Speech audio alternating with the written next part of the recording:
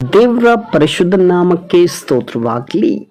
ಈ ದಿನದ ದೇವರ ವಾಕ್ಯ ಕೊಲೋಸ್ಯಯವರಿಗೆ ಬರೆದ ಪತ್ರಿಕೆ 4ನೇ ಅಧ್ಯಾಯ 2ನೇ ವಾಕ್ಯ. ಪ್ರಾರ್ಥನೆಯನ್ನು ತಪ್ಪದೆ ಮಾಡುವವರಾಗಿ ಅದರಲ್ಲಿ ಎಚ್ಚರವಾಗಿದ್ದು ದೇವರಿಗೆ ಕೃತಜ್ಞತಾಸ್ತುತಿ ಮಾಡಿರಿ. ಹೌದು ಪ್ರೀತಿಯ ದೇವರ ಮಕ್ಕಳೇ, ಇವತ್ತಿನ ದೇವರ ವಾಕ್ಯದಲ್ಲಿ ನಾವು ಗಮನಿಸುತ್ತಿದ್ದೇವೆ. ಇಲ್ಲಿ ದೇವರ ವಾಕ್ಯವು ಸ್ಪಷ್ಟವಾಗಿ ಬರೆಯಲ್ಪಟ್ಟಿದೆ. ಪ್ರಾರ್ಥನೆಯನ್ನು ತಪ್ಪದೆ ಮಾಡುವವರಾಗಿ ಅದರಲ್ಲಿ ಎಚ್ಚರವಾಗಿದ್ದು ದೇವರಿಗೆ ಕೃತಜ್ಞತಾಸ್ತುತಿ ಮಾಡ್ರಿ. ಪ್ರಿಯರೇ, ಇವತ್ತಿನ ಜೀವಿತದಲ್ಲಿ ಕ್ರೈಸ್ತರು ಅನೇಕರು ಏನು ಮಾಡ್ತಿದ್ದಾರೆ, ಪ್ರಾರ್ಥನೆನೇ ಮಾಡ್ತಾ ಇಲ್ಲ. ಕೇಳಿದ್ರೆ ಪ್ರಾರ್ಥನೆ ಮಾಡ್ಲಿಕ್ಕೆ ಮನಸ್ಸಿಲ್ಲ, ಪ್ರಾರ್ಥನೆ ಮಾಡ್ಲಿಕ್ಕೆ ಆಗ್ತಾ ಇಲ್ಲ, ನನ್ನ ಸಮಯ ಸರಿ ಇಲ್ಲ, ನನ್ನ ಪರಿಸ್ಥಿತಿಗಳು ಸರಿ ಇಲ್ಲ, ಅದು ಸರಿ ಇಲ್ಲ, ಇದು ಸರಿ ಇಲ್ಲ, ನನ್ನ ಸ್ಥಿತಿಗತಿಗಳು ಸರಿ ಇಲ್ಲ ಎಂಬುದಾಗಿ ಅನೇಕ ನೆಪಗಳನ್ನು ಹೇಳ್ತಾರೆ.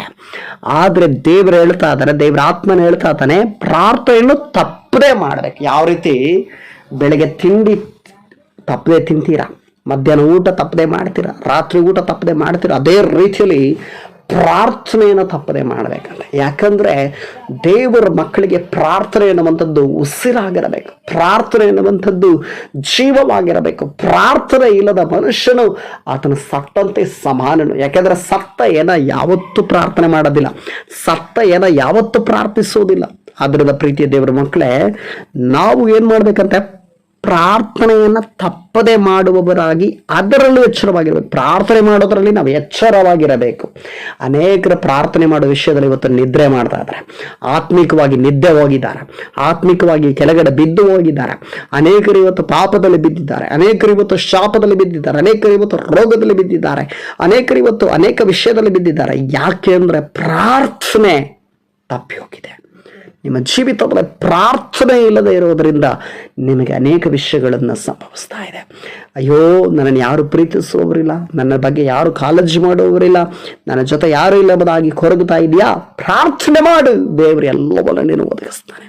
ನೀನು ಆಸೆ ಪಡುವುದನ್ನು, ನೀನು ಇಷ್ಟಪಡುವುದನ್ನು ದೇವರು ನೀನು ಕೊಟ್ಟೇ ಕೊಡ್ತಾನೆ. ನಂಬಿಕೆಯಿಂದ ಪ್ರಾರ್ಥನೆ ಮಾಡು.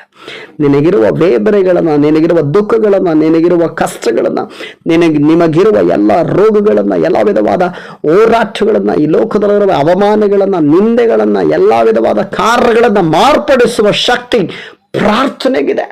ಆದ್ದರಿಂದ ಪ್ರೀತಿ ದೇವರ ಮಕ್ಕಳೇ, ಪ್ರಾರ್ಥನೆ ಮಾಡುವುದನ್ನು ನಿಲ್ಲಿಸಬೇಡ್ರಿ, ಪ್ರಾರ್ಥನೆ ಮಾಡುವುದನ್ನು ಬಿಟ್ಟು ಬಿಡಬೇಡ್ರಿ. ಪ್ರಾರ್ಥನೆ ಮಾಡುವುದನ್ನು ಯಾವ ಸಮಯದಲ್ಲೂ ಮರೆತು ಬಿಡಬೇಡ್ರಿ. ಪ್ರಾರ್ಥನೆ ನಿಮ್ಮ ಜೀವವಾಗಿರಲಿ, ಪ್ರಾರ್ಥನೆ ನಿನ್ನ ಉಸಿರಾಗಿರಲಿ. ಆದ್ದರಿಂದ ಪ್ರೀತಿ ದೇವರ ಮಕ್ಕಳೇ, ದೇವರ ಆತ್ಮನ ಹೇಳ್ತಾನೆ, ದೇವರಿಗೆ ಕೃತಜ್ಞತಾಸ್ತುತಿ ಮಾಡಿ. ದೇವರು ಮಾಡಿದ ಒಳ್ಳೆಯದಕ್ಕೂ ಕೆಟ್ಟದಕ್ಕೂ ಎಲ್ಲದಕ್ಕೂ ದೇವರಿಗೆ ಸ್ತೋತ್ರ ಮಾಡ್ರಿ. ಎಲ್ಲಾ ವಿಷಯದಲ್ಲೂ ದೇವರಿಗೆ ಸ್ತೋತ್ರ ಮಾಡ್ರಿ, ದೇವರಿಗೆ ಕೃತಜ್ಞತೆ ಸಲ್ಲಿಸ್ರಿ. ದಪಾ ಸ್ತೋತ್ರ ಎಂಬುದಾಗಿ ಹೇಳಿ. ಯೋಬನು ಹೇಳ್ತಾನೆ, ದೇವರೇ ನೀನೇ ಕೊಟ್ಟೆ, ನೀನೇ ತೆಗೆದುಕೊಂಡೆ, ಅದಕ್ಕಾಗಿ ಸ್ತೋತ್ರ ಎಂಬುದಾಗಿ. ಆ ರೀತಿಯಲ್ಲಿ ನೀವು ಕೂಡ ಪ್ರಾರ್ಥನೆ ಮಾಡ್ರಿ. ದೇವರ ಈ ಪರಿಸ್ಥಿತಿಯನ್ನು ತಂದದ್ದಕ್ಕೆ ಸ್ತೋತ್ರ, ಈ ಸ್ಥಿತಿಯನ್ನು ಕೊಟ್ಟದ್ದಕ್ಕೆ ಸ್ತೋತ್ರ, ಇದನ್ನು ಬರಮಾಡಿದ್ದಕ್ಕೆ ಸ್ತೋತ್ರ, ಈ ಕಾರ್ಯಗಳನ್ನು ನನ್ನ ಜೀವಿತದಲ್ಲಿ ಸಂಭವಿಸುವಂತೆ ಮಾಡಿದ್ದಕ್ಕೆ ಸ್ತೋತ್ರ. ಪ್ರಾರ್ಥನೆ ಮಾಡ್ರ. ಆ ಸ್ಥಿತಿಗತಿಗಳನ್ನು ದೇವರು ಬದಲಾಯಿಸ್ಲಿಕ್ಕಿದ್ದಾನೆ, ಆ ಪರಿಸ್ಥಿತಿಗಳನ್ನು ದೇವರು ಚೇಂಜ್ ಮಾಡ್ಲಿಕ್ಕಿದ್ದಾನೆ. ನಿಮ್ಮ ಪ್ರಾರ್ಥನೆ ಬಲವುಳ್ಳದಾಗಿರುವುದಾದರೆ, ನಿಮ್ಮ ಪ್ರಾರ್ಥನೆಯಲ್ಲಿ ನಂಬಿಕೆ ಇರುವುದಾದರೆ, ನಿಮ್ಮ ಪ್ರಾರ್ಥನೆಯನ್ನು ಹೆಚ್ಚಾಗಿ ಮಾಡೋದು, ಮೊಣಕಾಲೂರಿ ನೀವು ಪ್ರಾರ್ಥಿಸುವುದಾದರೆ, ಕಣ್ಣೀರಾಕಿ ಪ್ರಾರ್ಥಿಸುವುದಾದರೆ, ಕಣ್ಣೀರಿನಿಂದ ದುಃಖದಿಂದ ಮನಸ್ಸೊಡೆದವರಾಗಿ ಕುಗ್ಗಿದವರಾಗಿ ನೀವು ಪ್ರಾರ್ಥಿಸುವುದಾದರೆ, ಪ್ರೀತಿಯದವರ ಮಕ್ಕಳು, ನಿಮ್ಮ ಪ್ರಾರ್ಥನೆಯನ್ನು ದೇವರು ಕೇಳುವವನಾಗಿದ್ದಾನೆ. ನಿಮ್ಮ ಪ್ರಾರ್ಥನೆಗೆ ದೇವರು ಸದುತ್ತರವನ್ನು ಕೊಡುವವನಾಗಿದ್ದಾನೆ. ಈ ವಾಕ್ಯದೊಟ್ಟಿಗೆ ದೇವರು ನಿಮ್ಮನ್ನು ಆಶೀರ್ವದಿಸಲಿ. ಯೇಸುವಿನ ನಾಮದಲ್ಲಿ ಪ್ರಾರ್ಥಿಸಿದ ಸರ್ವಶಕ್ತನಾದ ದೇವರೇ, ಯೇಸುವಿನ ನಾಮದಲ್ಲಿ ಅಪ್ಪ, ಈ ಒಂದು ವಾಕ್ಯದ ಮುಖಾಂತರ ನನ್ನೊಟ್ಟಿಗೂ ಈ ವಾಕ್ಯವನ್ನು ಕೇಳುತ್ತಿರುವ ಪ್ರೀತಿಯ ದೇವರ ಮಕ್ಕಳೊಟ್ಟಿಗೆ ನೀನು ಮಾತನಾಡಿದ ದೈವ ಕೃಪೆಗೆ ಆಗಿ ಸ್ತೋತ್ರ.